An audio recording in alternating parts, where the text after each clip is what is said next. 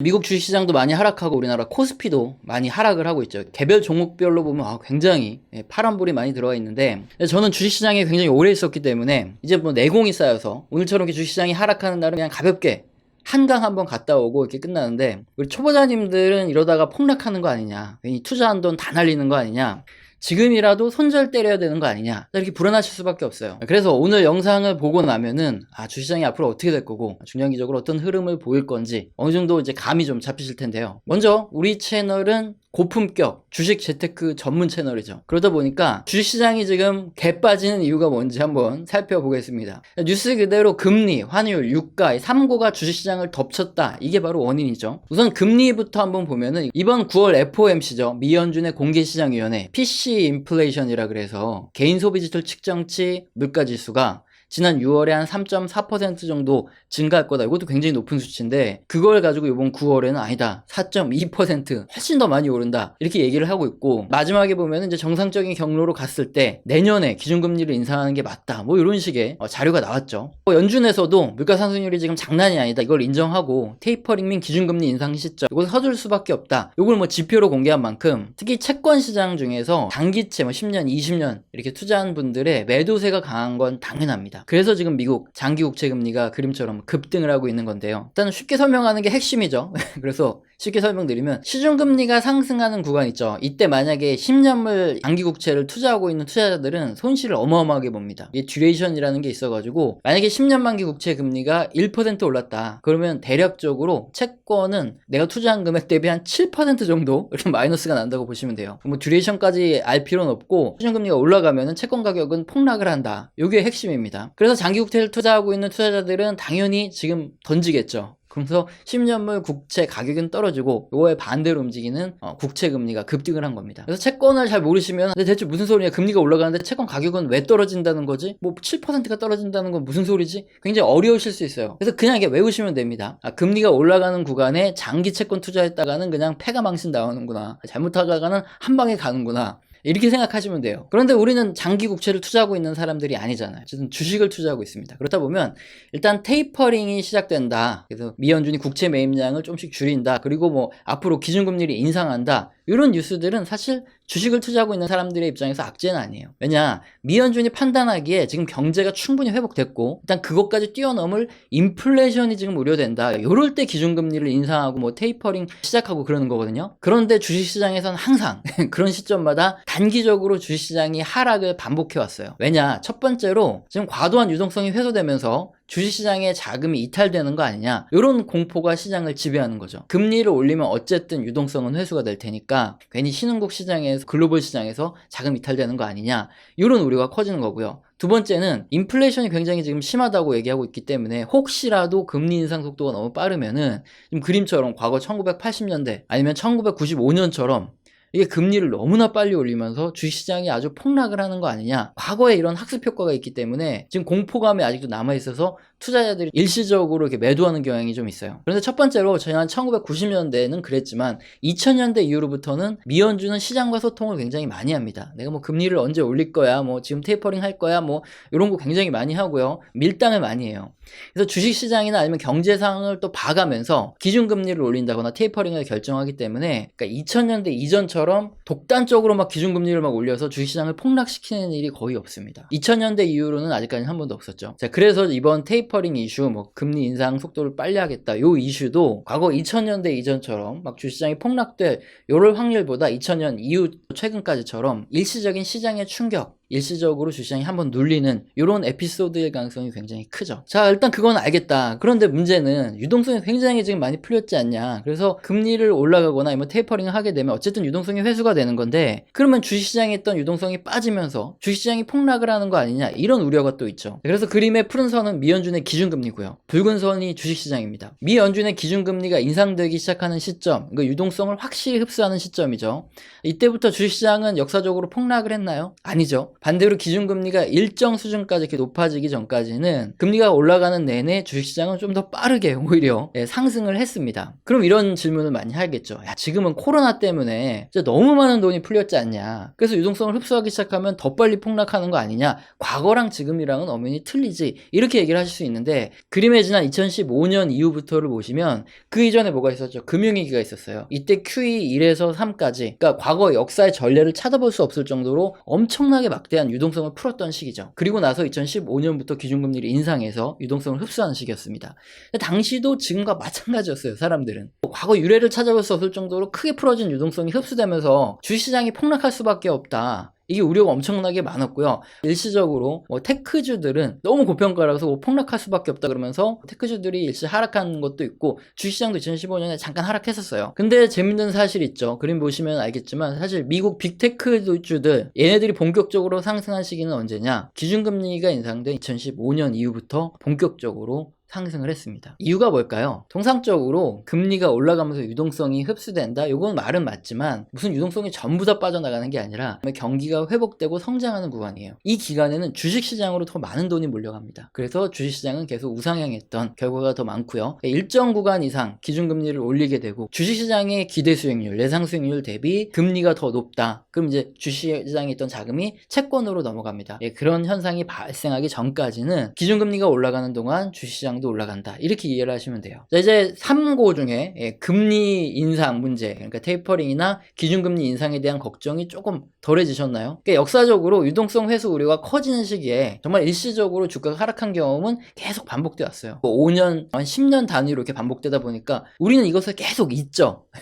그리고 최악의 경우만 가정을 합니다. 그러나 확률적으로 최악의 가정으로 흐를 가능성은 굉장히 낮죠. 그 낮은 확률에 베팅하실 분, 그런 분들은 당연히 주식시장을 떠나면 됩니다. 손절 다 하시고 나가시면 되는 거고요. 다음으로 이제 국제 유가가 또 급등해서 주식시장이 하락한다. 3고 중에 하나. 유가 급등이죠. 그래서 최근에 국제 유가가 많이 올라가면서 사람들이 비싸니까 소비를 좀 안 하겠지. 주식시장이 하락할 것 아니냐. 이렇게 전망하는 사람들이 또 많아요. 그렇다면은 과거 역사적으로 정말 그랬을지 한번 보겠습니다. 그림의 붉은색은 국제 유가고요. 푸른색은 우리나라 코스피예요. 앞서 살펴본 사람들의 논리대로라면 유가가 급등하는 구간에는 주식시장이 바로 폭락하기 시작해야 되는데 어떤가요? 국제유가와 코스피는 반대로 움직이기보다는 거의 같은 방향으로 움직이는 경우가 많았습니다.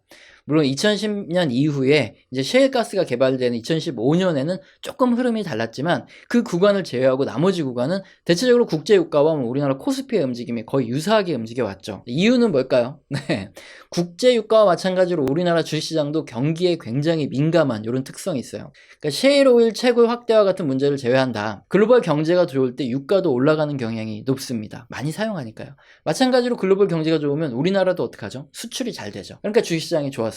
그래서 유가와 우리나라 주식시장은 대체로 유사한 흐름을 보여왔던 겁니다.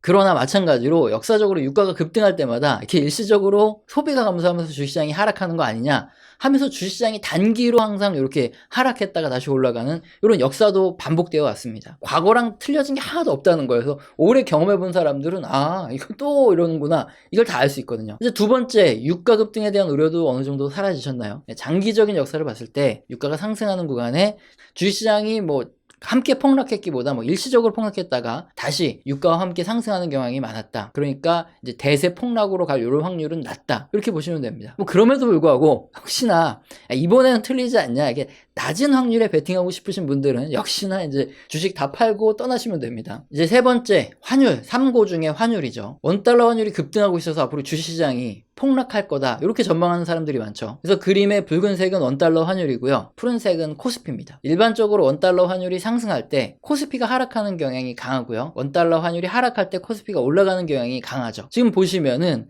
붉은색에 원달러 환율이 올라가고 있으니까 앞으로 코스피 하락하겠네 이렇게 생각하는 거예요. 그런데 만약에 2008년 금융위기라든가 아니면은 2010년, 11년 때 유럽 재정위기라든가 중국발 부채위기, 코로나 이런 것 때문에 지금 주식시장이 흔들리는 거라면 맞는 말일 수 있어요. 그런데 지금 그렇진 않다는 거죠. 환율 차트를 한번 자세히 보겠습니다. 이건 지난 10년간의 원달러 환율인데요. 지난 2008년에도 그랬지만 2010년 유럽 재정위기 있었죠. 이때 한번 환율이 1240원을 넘어섰고 그리고 2016년에는 뭐가 있었죠? 중국발 부채 위기. 이때 40원을 딱 터치를 하고 내려왔죠. 그리고 코로나 때 1240원. 한 10년 내 한 3번 정도 굵직굵직한 이런 무거운 사건 때 1240원까지 가고요. 나머지 이제 박스친 구간, 자잘한 구간들에서는 환율이 1200원을 돌파하지 못하거나 또 돌파를 했더라도 아주 짧은 시간에 바로 내려왔던 이런 역사가 더 많습니다. 그러니까 확률적으로 봤을 때 지금 사건이 사실 뭐 테이퍼링이라든가 황다 문제라든가 이런 게 합쳐진 건데 이 정도 가지고는 환율 1200원을 넘기기 굉장히 어렵다는 거죠. 실제로 지난 10년간 역사를 봤을 때 그리스 뭐 부도 위기 이런 거가 있을 때나 1240원을 넘겼다. 나머지는 1200원 넘기기도 힘들었다. 그렇다면은 이 말은 지금 뭐 대박 사건이 또 앞으로 하나 더 터진다. 뭐 그런 모르겠지만 그게 아니라 지금 단순한 테이퍼링이나 뭐 헝다 문제, 요 정도 인플레이션 문제 뭐 이런 거라면 지금 환율이 1200원을 넘기기도 힘들고 만약에 1200원을 찍었다 그러면 그때가 고점일 확률이 굉장히 높다는 거죠. 그래서 지금 환율을 보면 1183.7원 1200원 넘기기 힘든데 거의 가까이 왔죠. 그렇기 때문에 뭐 요 정도 선에서 1200원 아래에서 막 깔짝깔짝 놀다가 다시 떨어질 확률이 굉장히 높고요. 또 하나의 이유가 있습니다. 이제 미국과 우리나라의 환율의 관계가 이제 원달러 환율이고 뭐 미국은 여러 국가와 교역을 하죠. 자, 지금 원달러 환율이 올라간다는 소리는 뭐냐면은 우리나라 원화가 약세가 된다는 소리예요. 지금 미국과 경쟁 관계에 놓인 우리나라 기업들이 수출을 더 많이 한다는 소리입니다. 마찬가지로 미국은 우리나라뿐만 아니라 여러 국가들과 상대를 하게 되는데 일반적으로 미국 대비 달러 환율이 비슷하게 움직입니다. 그래서 미국은 수출 경쟁력 문제 때문에 달러가 너무 강세가 되면 자기들 입장에서 불리한 걸 알아요. 그래서 달러가 너무 강세가 되면 항상 이 정부 관료가 나와가지고 뭐라 하고 막 립 서비스를 해요. 그러면 또 달러가 약세로 갑니다. 1200원을 넘기기 굉장히 힘든 이유 중에 하나거든요. 그러면 다시 원달러 환율을 보겠습니다. 그럼 역사적으로 볼 때 여기서 지금 테이퍼링 이슈 뭐 이런 이슈로 원달러 환율이 더 치고 올라가서 막 1300원, 1400원, 1500원 될 확률이 높다고 보십니까? 아니면 1200원 넘기기도 굉장히 힘든 이슈잖아요. 그러니까 이 적당한 선에서 타다가 다시 떨어질 확률이 높다 보십니까? 딱 봐도 적당한 선 타다가 1200원 못 넘기고 떨어질 확률이 크죠. 지금 시점에서는 이제 주식을 팔아야 될 시점인가요? 아니면 이제 슬슬 저점이 오는구나 이걸 노리고 있다가 환율이 이제 1200원 터치 못하고 이제 떨어지기 시작하면 사야 되는 이런 시점인가요? 당연히 이제 떨어질 때를 기다려야 되는, 그러니까 지금은 어느 정도 최소한 이 어깨 위에 머리 어느 정도는 왔다 이렇게 볼 수 있는 시점이죠. 환율만 봐도. 자, 이렇게 환율까지 살펴봤는데 아무리 제가 이런 역사적 사실을 데이터를 가지고 확률을 보여드려도 항상 이번에는 다르다 아니다 하면서 앞으로 원달러 환율 뭐 1300원 1400원 간다 이렇게 굳게 믿고 계신 분들이 분명히 가끔 있어요. 이런 분들한테는 아무리 과거 역사적인 데이터 확률을 가져와도 안 통합니다. 워낙 확고하신 분들이라서. 일단 그런 믿음이 있으신 분들은 뭐 역시나 알아서 주시장을 떠나시면 되는 거고요. 자, 이제 마음이 좀 놓이셨습니까? 금리 오르고 유가 오르고 환율 오르고 3고 때문에 이제 주식시장이 지금 완전히 폭락하고 떨어질 일만 남았다. 얼른 주식시장 탈출해야 되는 거 아니냐 이렇게 걱정하셨던 분 계시다면은 지금 역사적인 사실을 근거로 데이터를 봤더니 정말 이성적으로 판단을 딱 내려봤더니 확률적으로 지금 증시는 어떻게 보면 일시적으로 좀 눌릴 가능성이 크고 이후에는 오히려 주가가 상승할 가능성이 높네 이런 생각까지 들지 않으세요? 그냥 무조건 기다리면 오른다 이런 희망 고문을 해드리는 게 아니라 이게 팩트 갖다 쪼개드리는 거죠. 그리고 마지막으로 하나 더 걱정 많이 하시는 거 설명드리면 인플레이션과 주식시장을 역외관계로 생각하시는 분이 많아요. 그러니까 인플레이션이 심해지면 소비도 좀 줄어들고 주식시장도 안 좋은 거 아니냐 그래서 주식시장 폭락하는 거 아니냐 이렇게 생각하시는데 지금 그림을 보죠. 미국의 소비자 물가지수와 미국의 주식시장 전체 지수입니다. 어떻습니까? 기본적으로 주식시장은 인플레이션과 역으로 움직입니까? 아니면은 같이 움직입니까? 인플레이션이 심할 때 주가가 폭락하나요? 아니면 지금 거의 같게 움직여왔나요? 거의 같이 움직여왔죠. 왜 그러냐면은 아주 쉽게 설명드릴게요. 주식시장에 우량한 기업, 그러니까 우리나라의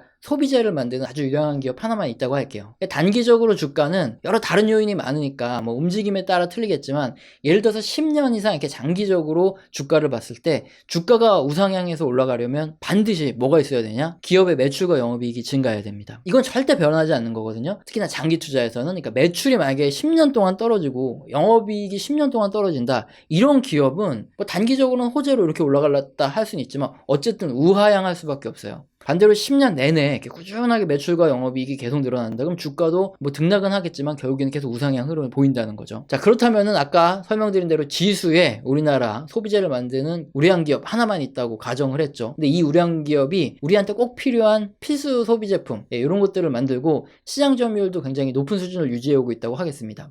그러면 지난 10년 동안 절대적인 구매력을 가진 이런 인구가 10년 내 크게 증가했나요? 아니죠. 오히려 출산율은 낮아지고 노령인구가 더 증가해가지고 인구가 높아진 거죠. 가장 왕성히 소비를 하는 세대는 크게 변하지 않았다는 거죠. 따라서 10년 동안 절대적인 판매량 변화는 굉장히 미미할 겁니다. 그럼에도 불구하고 주식시장이 이렇게 올라왔다. 이거는 당연히 최소라도 소비자 물가 상승률만큼 제품 가격이 상승하기 때문입니다. 이 내용은 바로 이전 나이키 영상을 보신 분은 단박에 이해를 하실 건데, 어쨌든 물가 상승률이 높아질 때마다 기업들은 똑같이 제품 가격을 조금씩 인상을 해왔다는 거예요. 그만큼 인상하면 사람들이 이제 저항이 적으니까. 제품의 가격을 올리면 판매량이 그냥 동일하다고만 해도 매출과 영업이익이 올라가는 구조가 되죠. 기본적으로 주시장 전체를 놓고 봤을 때 인플레이션이 증가할 때 기업의 이익도 증가하기 때문에 주시장의 10년 이상 장기적인 흐름은 유사하게 움직이는 겁니다. 앞서서 보여드린 이렇게 기준금리가 올라가는 구간에 인플레이션이 심하죠. 이때 주식시장이 오히려 더 잘 오르는 이유, 이것도 마찬가지 이유입니다.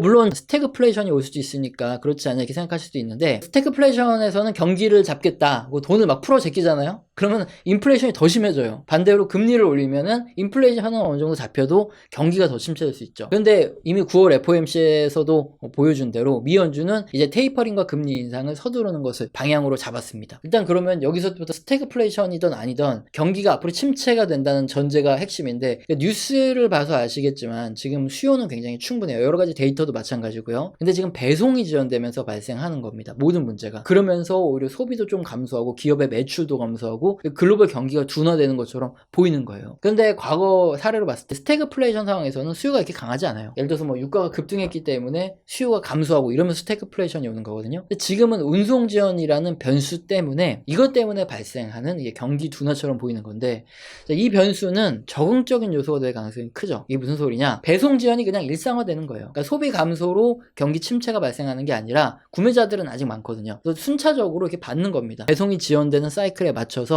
경제가 이제 현재 상태에서 조금씩 증가하는 이런 상태가 유지될 가능성이 크다는 거고요. 자, 이제 여러 가지 지표들을 살펴봤더니 그렇게 걱정만 할 건 아니네 딱 보이시죠? 항상 말씀드리지만 또 주의하셔야 될 게, 지난 2020년 코로나 이후부터 올해 초까지 주식시장은 미친 듯이 진짜 엄청난 상승장이었어요. 이런 장이 앞으로 계속 될 거를 기대하시는 분 만약에 계십니까? 그러면은 지금 주식을 안 하시는 게 좋아요. 상승 속도가 엄청나게 둔화될 수밖에 없습니다. 원래가 주식시장의 상승 속도가 굉장히 느렸어요. 삼성전자가 2배 오르는데 평균 6년씩 걸렸으니까 이렇게 천천히 올라왔습니다. 이제 코로나 이후에 지금 뛰어드신 분들은 빨리 이렇게 잘 안 올라가는 시장, 원래 잘 안 올랐다, 이런 스타일에 적응을 하셔야 되고, 물론 그 이전부터 하셨던 분들은 이제 한동안 확 즐기셨으니까 좀 마음을 가라앉으시는 거죠. 릴렉스하고 기억을 다시 더듬어 보시면 아시겠지만 진짜 더럽게 안 올라요.